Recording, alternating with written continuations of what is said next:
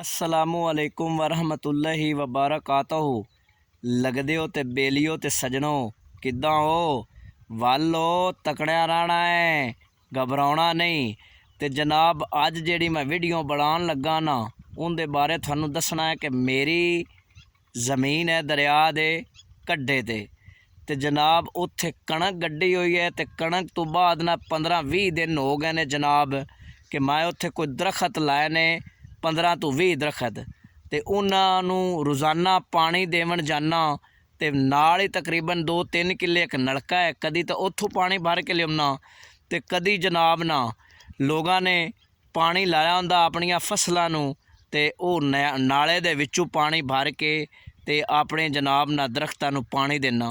ते जिहड़े दरखत है ना ये साडी जिंदगी विच इन्हां दा बड़ा ही अहम किरदार है। अगर ये दरखत ना होवन ते ऐ जनाब असी पानी ला रहे हैं, अगर ये जनाब दरखत ना होवन ते असी दुनिया ते जिंदा नहीं रह सकते।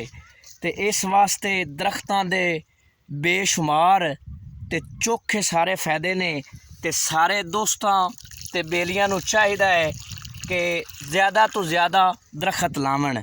ते जनाब दरखत साडे वास्ते क्यों ज़्यादा अहम ने, क्योंकि सानू सब तो वड्डी जिहड़ी नेमत है वो जनाब दरख्तां दी वजह तो जिहड़ा असी साह लैने हैं ना वो दरख्तां दी वजह तो लैने हैं। अगर दरखत ना होवन तो असी साह असी नहीं ले सकते।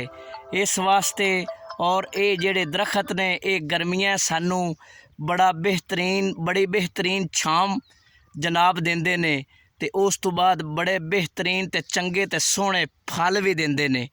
ते फिर होर इन्हां दे बड़े फ़ायदे ने। मेन एक और जिहड़ा अहम फ़ायदा है वो ये है कि जनाब जिहड़ा फर्नीचर असी घरां दे विच इस्तेमाल करने हैं, दफ्तरां दे विच इस्तेमाल करने हैं, वो भी इन्हां दरख्तां दी वजह तो सानू हासिल होंदा है। ते जनाब सारे दोस्तां ते बेलियां नू पुरज़ोर अपील की जाती है कि ज़्यादा तो ज़्यादा दरखत लावन ताकि साडा मुल्क जिहड़ा है वो फ़ज़ाई आलूदगी तो पाक हो सके। अल्लाह निगहबान।